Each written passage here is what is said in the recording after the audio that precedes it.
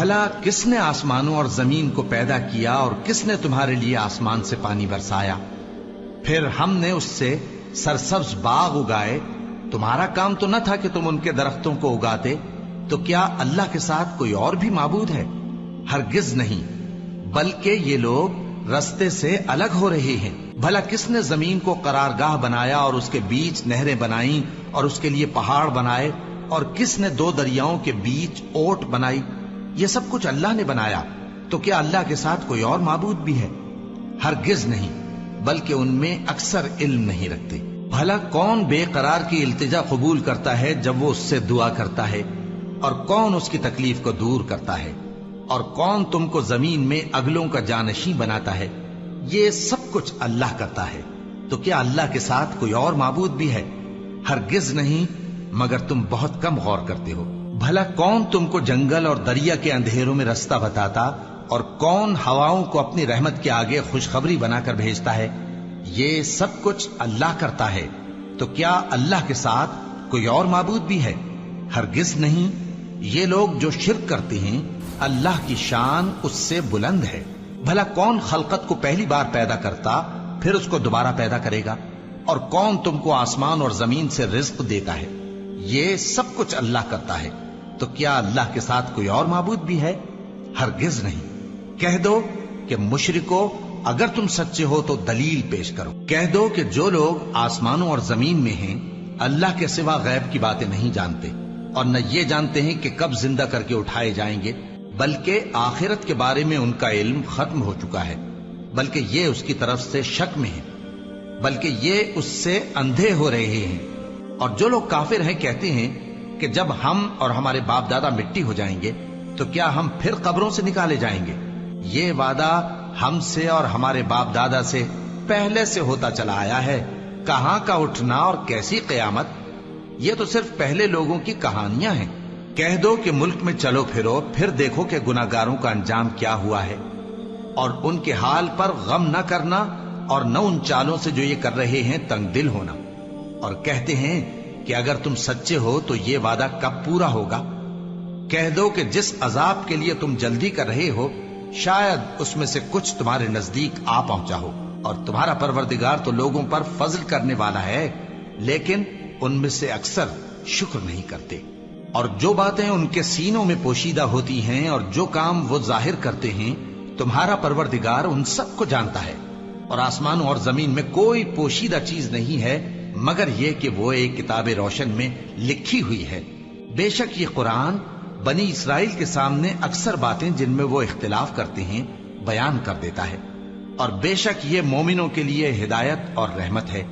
تمہارا پروردگار قیامت کے روز ان میں اپنے حکم سے فیصلہ کر دے گا، اور وہ غالب ہے، علم والا ہے. تو اللہ پر بھروسہ رکھو، تم تو صاف حق پر ہو. کچھ شک نہیں کہ تم مردوں کو بات نہیں سنا سکتے، اور نہ بہروں کو جبکہ وہ پیٹ پھیر لیں آواز سنا سکتے ہو، اور نہ اندھوں کو گمراہی سے نکال کر رستہ دکھا سکتے ہو. تم تو انہی کو سنا سکتے ہو جو ہماری آیتوں پر ایمان لاتے ہیں، پھر وہ فرما بردار ہو جاتے ہیں.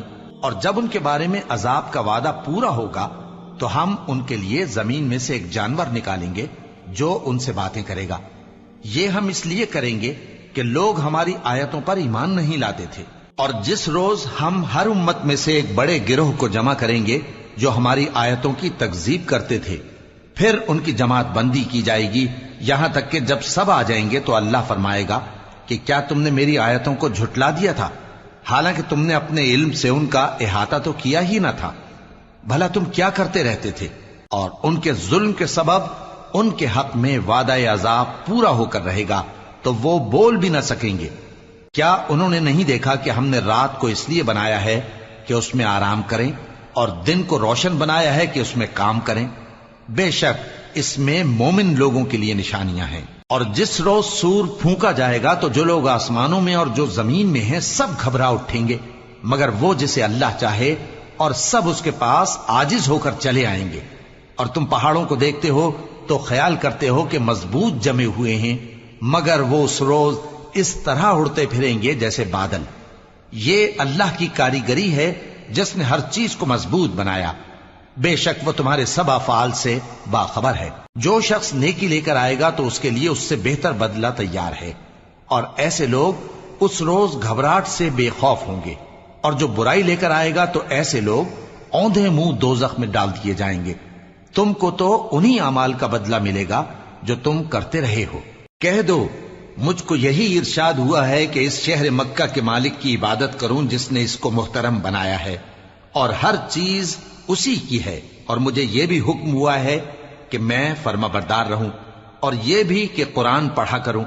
اب جو شخص راہ راست اختیار کرتا ہے تو اپنے ہی فائدے کے لیے اختیار کرتا ہے، اور جو گمراہ رہتا ہے تو کہہ دو کہ میں تو صرف خبردار کرنے والا ہوں۔ اور کہو کہ اللہ کا شکر ہے وہ تم کو عنقریب اپنی نشانیاں دکھائے گا تو تم ان کو پہچان لوگے، اور جو کام تم کرتے ہو تمہارا پروردگار ان سے بے خبر نہیں ہے۔ شروع اللہ کا نام لے کر جو بڑا مہربان نہایت رحم والا ہے۔ طاسیم میم، یہ کتاب روشن کی آیتیں ہیں۔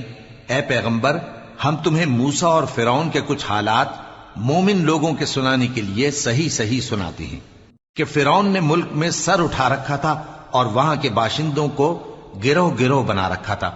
ان میں سے ایک گروہ کو یہاں تک کمزور کر دیا تھا کہ ان کے بیٹوں کو ذبح کر ڈالتا اور ان کی لڑکیوں کو زندہ رہنے دیتا۔ بے شک وہ مفسدوں میں تھا، اور ہم چاہتے تھے کہ جو لوگ ملک میں کمزور کر دیے گئے ہیں ان پر احسان کریں اور ان کو پیش